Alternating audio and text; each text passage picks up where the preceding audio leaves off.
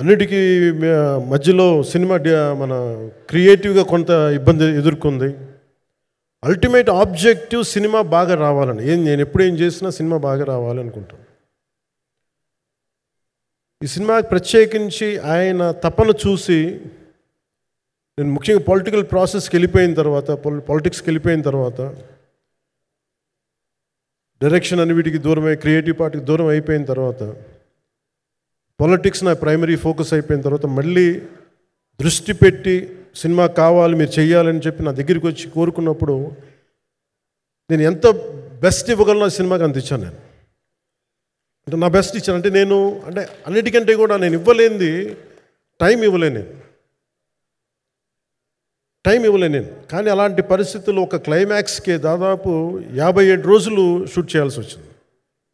మండు టెండ బాగా, it's kind of ఒక మిడ్ మే, అంటే చాలా పిచ్చి ఎండ అన్నమాట. అలాంటి ఎండల్లో చాలా కాలం తర్వాత నాకు మార్షల్ ఆర్ట్స్, నేను ఎప్పుడో నేర్చుకున్న మార్షల్ ఆర్ట్స్, ఒక ఎస్క్రీమా కానీ, ఊషు కానీ, నేను నేర్చుకున్న సెల్ఫ్ డిఫెన్స్ టెక్నిక్స్ కానీ, యుఎస్లో నేను ఒక వర్క్షాప్ చేసిన జీత్ కండో ఇవి కానీ, ఇవన్నీ ఈ సినిమాకి నాకు పనికి వచ్చినాయి. నాకు వీళ్ళతో డిఫరెంట్ కొరియోగ్రాఫర్స్తో కూర్చొని ప్రత్యేకించి క్లైమాక్స్ పార్ట్ ఇది అందరికీ ఇన్స్పైర్ చేసింది. అంటే మన స్థూలంగా చెప్పాలి అంటే, ఒక క్లుప్తంగా చెప్పాలి అంటే, ఈ సినిమాకి ఇదే ఆయువు పట్టింది. ఈ ఫస్ట్ పార్ట్కి ఎక్కడో కొల్లూరు నుంచి, మన కృష్ణానది తీరం కొల్లూరు, విజయవాడ సమీపంలో ఉన్న కొల్లూరు ప్రాంతం నుంచి దొరికిన ఒక కోహినూరు వజ్రం నుంచి అది ఎటు మన గోల్కొండ రాజుల దాకా వచ్చింది, మన హైదరాబాద్ సుల్తాన్ల దాకా ఎలా వచ్చింది, దీని ట్రావెల్ ఇటు వెళ్ళింది. ఇవన్నీ జరిగినప్పుడు దీని నేపథ్యంలో జరిగే కథ ఇది.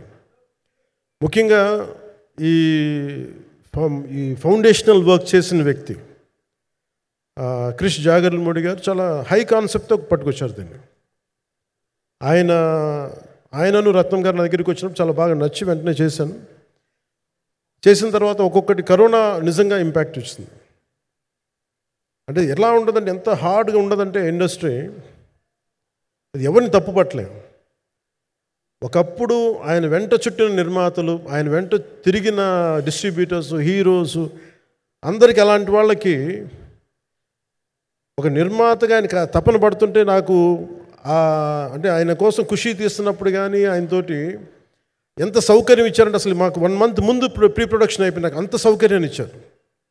నేను కంపోజ్ చేసిన యాక్షన్ సీక్వెన్సెస్ కానీ, ఫైట్స్ కానీ, ఖుషీకి నాకు ఆల్రెడీ ఒక 1 month 1.5 month థియేటర్ నాకు ఇచ్చేసి, మన సురేష్ ఎఫెక్ట్స్ థియేటర్ మొత్తం ఇచ్చి నాకు అంత లగ్జరీ ఇచ్చిన వ్యక్తి ఆయన నలిగిపోతుంటే నాకు నిజంగా చాలా బాధేస్తుంది. ఒకసారి it is not about money, it's not about success, it's about standing by whom you trust, who stood for the people and who stood for the industry. నాకు ఎందుకు ఇది మీతో పంచుకోవాలనిపించింది. సినిమా ఎంత విజయం ఇది నాకు నిజంగా తెలియదు. ఎందుకంటే నేను ఇట్లా అనుకోవచ్చు, ఇంకోలా, కానీ ఒక్కటి మటుకు చాలా సిన్సియర్గా చెప్పగలను. Krish came out with very good concept, చాలా హై కాన్సెప్ట్ పట్టుకొచ్చారు.